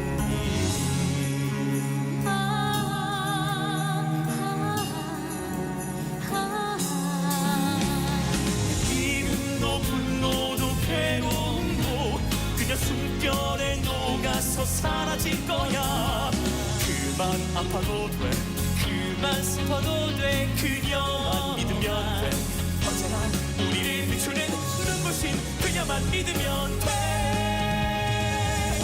여신님이 보고 계셔 여신님이 보고 계셔 뮤지컬 여신님이 보고 계셔 가운데 동명의 넘버 여신님이 보고 계셔 함께 들어봤습니다. 네, 소개해 주신 대로 여신님 목소리가 잠깐 들리네요. 예. 네. 극 중에서도 계속 이런 식으로 등장하는 거예요? 공연 내내 이렇게만 등장하면 너무 그러면 이제 배우들은 굉장히 편하겠죠. 그건 아니고 네. 여기서 이제 이 작품 이 여신님의 등장신이 이 작품의 또 다른 매력인데 이 무인도에 어쩔 수 없이 갇히게 된 군인들이 그 아까 말씀드렸던 국군과 인민군 다 포함해서 6명이거든요. 네. 공연 중에 이 군인들의 이야기가 하나씩 나와요. 그 아까 말씀드렸던 그 이창섭이라고 그 인민군 중에 제일 무섭게 보이는 이 인물한테는 홀로 계신 어머니가 계시고 또 어떤 인민군한테는 사랑하는 여인이 있고 어떤 인민군한테는 동생과 춤을 추고 싶었던 꿈이 있고 근데 이제 여신님이 각 캐릭터의 그 각각의 사연에 여성 역할로 이렇게 인물을 1인 다역을 해요. 어머님도 네. 됐다가 동생도 됐다가 연인도 됐다가 이런 식으로 등장하면서 각 캐릭터의 생명력을 불어넣어 주거든요. 이제 이런 비교가 좀 과한가 싶은데 제가 캐치라는 공연 봤을 때 공연 시작한 다음부터 끝날 때까지 캐치에 나오는 고양이들이 어떤 고양이는 무슨 사연이 있고 이런 걸 계속 처음부터 끝까지 순서대로 쭉 보여주거든요. 네. 그런 형식을 이 여신님이 보고 계셔도 중간중간에 집어넣는데 저는 여신님이 보고 계셔가 훨씬 더 드라마틱하게 집어넣어서 캐치보다 전 여신님이 보고 계셔가 이런 형식을 더 훨씬 잘 썼다 이렇게 생각합니다. 예. 자, 뮤지컬 여신님이 보고 계셔는 재미있는 설정이 많은 것 같아요. 네. 모티브가 된 이야기가 있다면서요. 네, 시간 많지 않으니까 간단하게 말씀드리면 이 작품 알아보니까는 그 아멜리 노통부의 소설 황산이라는 작품을 모티브로 해서 창작됐는데 이 소설 속에 프랑스 작가 로맹가리의 일화가 담겼는데 이게 무슨 얘기냐면 세계 제2차 대전 때 독일군 그 포로 수용소에 수감된 포로들이 너무 그 비인간적이고 열악한 환경 때문에 점점 야만적으로 변해갔었다는 거예요. 근데 그 중에 한 명이 아이디어를 낸 거예요. 어떤 아이디어였냐면 이 공간에 가상의 귀부인을 만들어 보자 이렇게 한 거죠. 그랬더니 수용소에서 놀라운 일이 벌어졌는데 수용소에 갇혀있던 그 포로들이 이 가상의 귀부인한테 예의와 격식을 차리면서 그 어떤 행위를 계속 하다 보니까 이 그 수용소 안에 그 약간 신사답게 변해가면서 평화와 안정이 찾아왔다고 그래요. 이런 에피소드가 있었다는 거예요. 네. 그래서 이걸 가지고 이제 여신님이 보고 계셔라는 작품을 만들게 된 모티브로 쓴 거죠. 굉장히 따뜻한 인간이 어떤 상황에서도 따뜻한 면이 남아있다, 순수한 면이 남아있다 이런 메시지가 좀 있는 그런 작품이라고 생각하시면 될 것 같습니다. 네. 네. 벌써 마칠 시간이 됐는데요. 마지막 노래도 소개해 주세요. 네. 극 중에 나오는 그 인민군 주아라는 인물이 있거든요. 이 주아의 꿈이 고향에 돌아가서 댄스홀, 이게 댄스홀이죠. 댄스홀, 춤추는 이 댄스홀을 차리는 게 꿈인데 여신님은 이제 그 꿈을 함께 꾸는 동생 주아라는 인물을 입체적으로 보여주게 되는 그 동생 역할로 나오게 되는데 1, 2, 3라는 넘버거든요. 요거 하나 들어보시면서 마무리할까 합니다. 네, 랑 안영수 대표님과 함께했습니다. 고맙습니다. 네. 세상의 모든 정보 여기서 마무리하겠습니다. 콩으로 이진우님께서 목요일에는 목공소 저번에 소개해주신 크로이 저택엔 누가 살고 있을까 이번 주말에 보러 갑니다. 완전 기대 중이에요. 네, 보고 와서 후기 올릴게요 라고 하셨어요. 공연 보고 나서 맛있게 드시라고 저희가 햄버거 세트 보내드립니다. 끝으로 뮤지컬 여신님이 보고 계셔 가운데 1, 2, 3, 4라는 제목의 넘버 함께 들으시고요. 저는 내일 다시 찾아뵐게요. 지금까지 아나운서 전주리였습니다. 고맙습니다. 나는 물입니다. 흐르는 물입니다. 이렇게 참 시작. 1, 2, 3, 4. 1, 2, 3, 4. 1, 2, 3, 4. 1, 2, 3. 빠르게. 1, 2, 3. 됐다. 맞아. 잘하는데? 야, 곱다. 짠. 2 스텝. 함께 춤을 아니야. 오빠. 습격적으로. I want to sleep. 원하는 것들 다 들어줄게. 투정 부려도 다 받아줄게. 쓰리고 아픈 기억 내가 다 포근히 감싸 안을게. 내가 지켜줄게.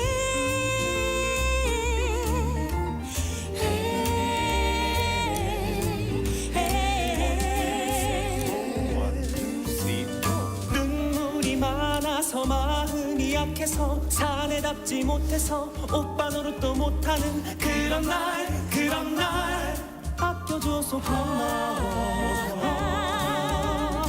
나 이제 진짜 돈 많이 벌 거다. 진짜?